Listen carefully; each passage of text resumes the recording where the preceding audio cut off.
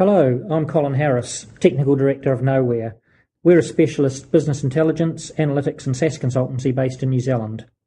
This is the first part in a series of videos where I give independent feedback on the recent SAS Global Forum, which was held in San Francisco in May 2013. This first video covers an introduction to the Global Forum and also covers the area of high-performance computing.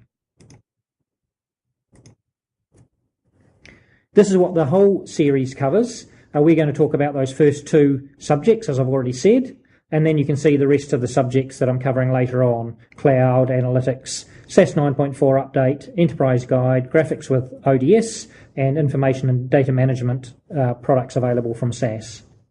So on with this particular part then. If you haven't heard of the SAS Global Forum, what it is, it's an international SAS users conference. In fact, it used to be called the SAS Users Group International, but they had a change of name recently. It has a large number of attendees, over 4,000 attendees from all around the world. This year there was over 30 countries represented, which is really great. I think about 30% of the people attending were not from the US, so it truly is an international conference. It is really large in terms of the people and also the information that's provided. And there's 12 parallel sessions going on, so 12 different subjects being discussed at any one time, plus a number of other things like workshops where you can learn about particular subjects, a huge demo room with all sorts of people, particularly from SAS, but also from partners like Oracle and other organisations, having demonstrations and talks and presentations as well as the main conference. So there's literally hundreds of presentations that happen over the 3-day period of the conference. What does it cover and why do we go? We make sure to go from New Zealand to keep up for a number of reasons, to keep up with the latest trends and updates, and people are presenting on that. SAS themselves are presenting on what the latest software is doing, but a whole range of other areas as well as the major partners of SAS. For example, Oracle I've mentioned before, Red Hat, Teradata, a whole range of SAS partners are presenting, as well as other industry commentators as well. But as well as the latest stuff, like SAS 9.4 isn't out yet, that is talking about that software that's coming very, very soon, and by very, very soon it will be out in the next few weeks. But it also talks about best ways to use the current software, because not everyone can be using the latest version of the software, so there's all sorts of things there as well. Introduction to different ways to do things with SAS, the best practice approach on using SAS software, but also for other parts in terms of general approaches on things, whether advanced techniques as well as introductory techniques, and tips and tricks for doing all sorts of different things. And even those experienced people who have been to 30 of these conferences still pick up things and go along each year because there's a lot of good information that's presented. Obviously not everyone can go along, so the nice thing is that most of the material that's presented there, or a lot of the material, is available online. The people who have formally presented papers are encouraged to make those available as part of the proceedings, and you can get those by going onto the web and searching them out. There is a particular website page to go to, SAS Global Forum 2013 Proceedings. If you just search for that, you're able to get all the papers that have been presented. Unfortunately, not all papers are online. Some people don't have the chance to make a formal presentation and put it in. They've just talked through a particular subject, and that's where hopefully some of the useful things I have seen can come through this video presentation. There are also a number of other videos, interviewing people and so on, available from the SAS website and other places, so certainly go and hunt out those for particular topics as well. The theme this year for the conference was called Strength in Numbers, which I thought was a very good title, very good name, because it's got all sorts of connotations. Yes, strength in numbers in terms of the people that turned up at the conference and sharing information, but strength in numbers in terms of all the things we do with numbers and data as well, and getting good, useful information out for our organisations that we work for or our customers. Say this is the feedback from an independent perspective. This is Knoware's feedback. It's not the policy of SAS. So it's what we felt was important and we felt were the major things that came out of the conference.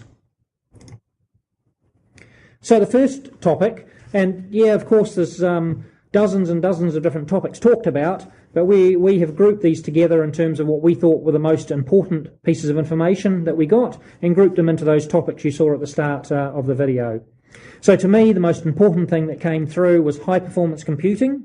I'll use that term, even though a lot of other terms are used, particularly big data is used a lot these days. Not a fan of that term, but that comes into this area as well. So I've called it generally high-performance computing.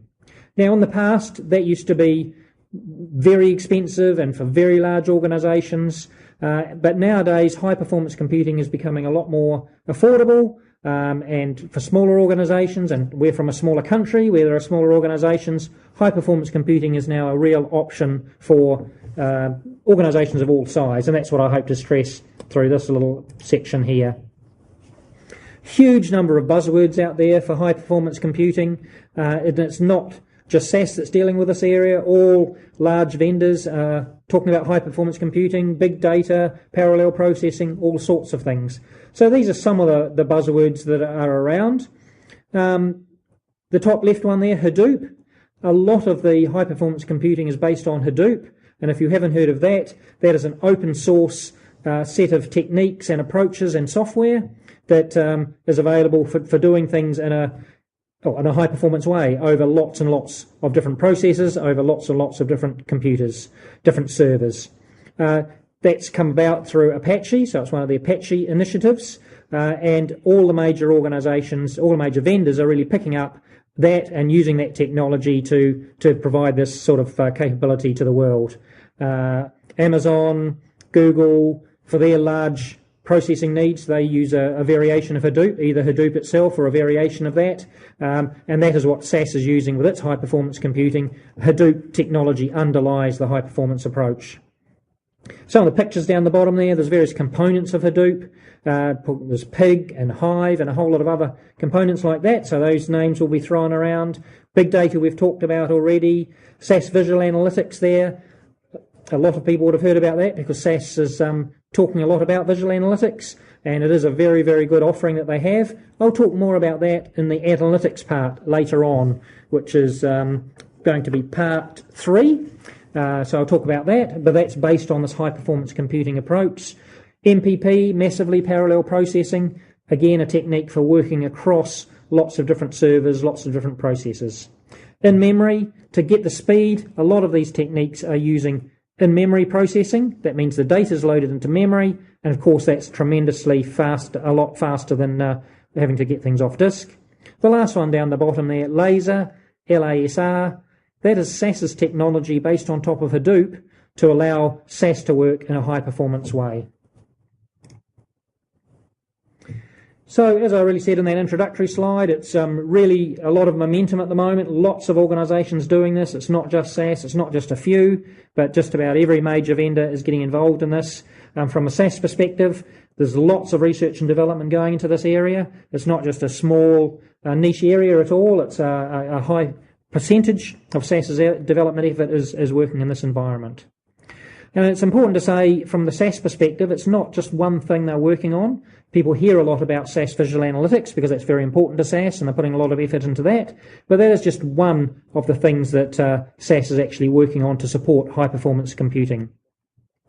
Apache Hadoop, mentioned that already in the opening slide, and that is really the basis for this. Now, some people may think of this and think, oh, this is only for me if I've got large volumes of data and it's working to give me faster results, and that's the reason for looking at high-performance computing. That is true, but from coming back from this conference, there's a number of other really important reasons why you may want to go for high-performance computing. And that's why I've got that note at the bottom there. It really is a paradigm shift. It's not just a matter of doing things a lot faster, but by doing things a lot faster, it opens up a whole lot of options for you. There's a lot of things that you therefore don't need to do, which you would have had to do if things were using the traditional technology. And I'll talk more about that in a later slide. The change here, the paradigm shift, is in the past for high-performance computing, you used to have to spend a lot of money. You were talking about buying a supercomputer, a Cray or a huge Teradata machine or whatever. But the promise now with the capability that's coming out from a lot of these organisations is that you can use cheap, standard hardware out there. So you're getting your high performance by putting together a lot of small, cheap processors, and memory is very cheap these days, so you can get a tremendous amount of memory and do this in a really economical way. And what do I mean by faster. Well, there's just one example. I give more examples later in the analysis area, in the analytics section. So there was one customer there who gave an example of one of their processes was taking 12 hours, and now it's taking 30 seconds. So that's hundreds of times faster than what it was before. So what it enabled them to do in their example was rather than running that particular thing they needed to do once every month, because that's all the time they had to take. It takes 12 hours, basically a whole day and night to run, and that's all the time they could fit in. Now they could run a lot of other options. If it takes just 30 seconds, you can do a few what-ifs and try this technique, try that, what if we vary this, and you end up with a lot more options, and therefore choosing the best of those options rather than the standard thing that you're running each week or each month. Also, you can deliver a lot faster results to customers. So rather than a 12-hour run, obviously taking a long, long time, a whole day and night to produce what you require, if you're doing something in a few seconds, therefore you can deliver results directly on a self-service basis to customers rather than having to just deliver them some information later on. Some other benefits of this paradigm shift, it gives you a lot more flexibility than the way you've had to do things in the past. You don't have to work off a fixed design, whereas traditionally you may have worked off a fixed design because you had to structure the data in a certain way to get the best performance. So a good example of that is OLAP or summary tables, and the only reason you have OLAP or summary tables is to get the performance fast enough to make it reasonable to actually use. That's the only reason, summarising it up in all sorts of different ways to produce those faster results. The advantage of the high-performance computing approach, though, is you can now do this directly off the atomic data layer. So you don't have to have predefined hierarchies or predefined summarizations. That, of course, means over time that you don't have the thing that a particular set of users wants and you have to change it. That takes a while to go through the process to change all of that and then deliver, again, some other fixed options, and they may change the needs again further down the track. So to me, that is a huge advantage of being able to do this off that atomic data. It also means, as well as getting a more flexible result for users, that you don't have to go through a lot of the stages that you typically need to go through in terms of defining a fixed way of your particular model. For example, dimensional modelling and coming up with a model there that you need to put the data into, and then the process of all your ETL transformations to go through and structure it all into that a particular way or design. And then, of course, you've got the physical processing of summarising all that data, putting it into the OLAP cubes or the dimensional approach, and that takes time to physically run. And overnight, often some batch processing can run for several hours to do that. So a number of benefits there of being able to speed up that processing dramatically. So that's generally talking about high-performance computing. What are the specific things that SAS are actually working on in this area? Well, as I said before, lots and lots of different areas they're working on. One of the key messages, I guess, is that this is some open source is out there already, Hadoop, and people can go and use that directly, but it's not easy to use. Quite technical to use. You typically need a low-level programming language and good programming skills to put in place what you need to do with C++ or Java or PHP or something like that. And there's a lot of complexity to going through to understanding the technology and actually making it work. What SAS is doing, as they've done in the past with a lot of the technology they've brought out, is making that far easier for you to use.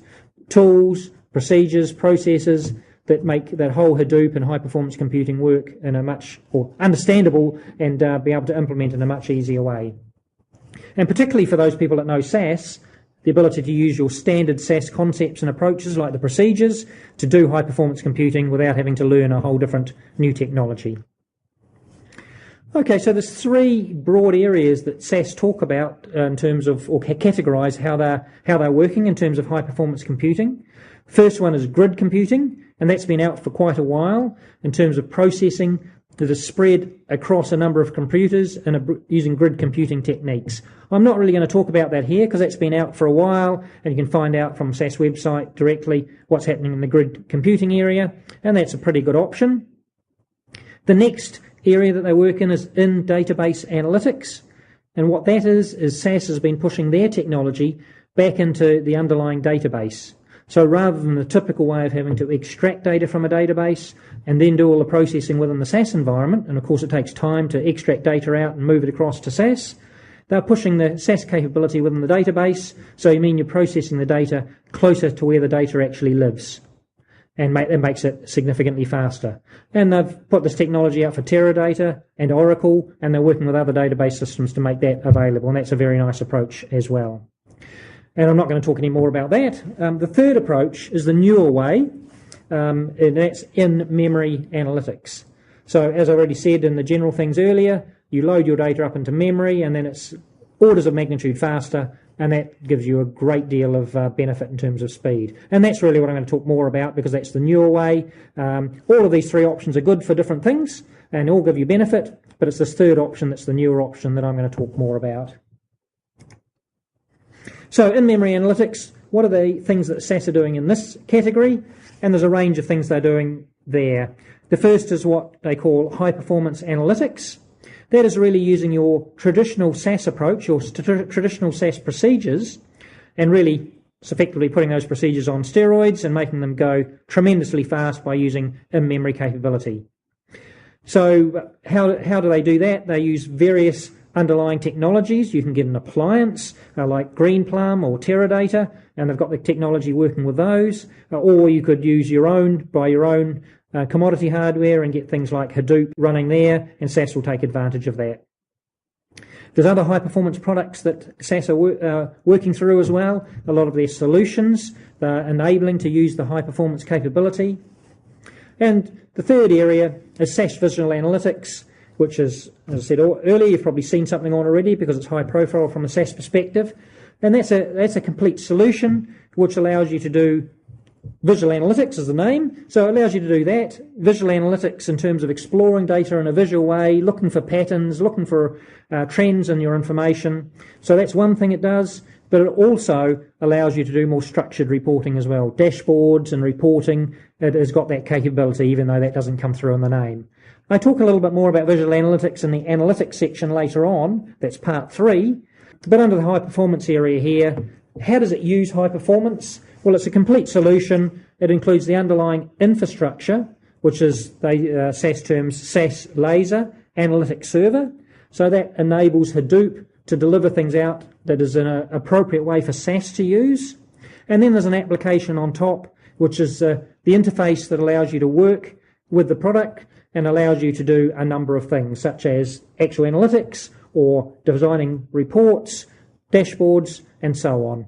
It also has a component for getting your data into that environment, so a data integration type point-and-click environment as well. Okay, what is some of the other capability on the high-performance area that SAS is working on? Well, for those of you who know SAS has a number of access products into different databases, SAS Access to Oracle, SAS Access to SQL Server, etc. They've just brought out a new product, which is SAS Access to Hadoop. And we know what Hadoop is now from having talked through that. So that allows SAS to go off and access Hadoop data stored in Hadoop, and of course that's going to be extremely quick to come back and get fed back into the SAS environment. Data Integration Studio, that's included Hadoop capability now, so you can do Hadoop transformations within Data Integration Studio. So if you're working with Hadoop, you can put that within that toolset of SAS.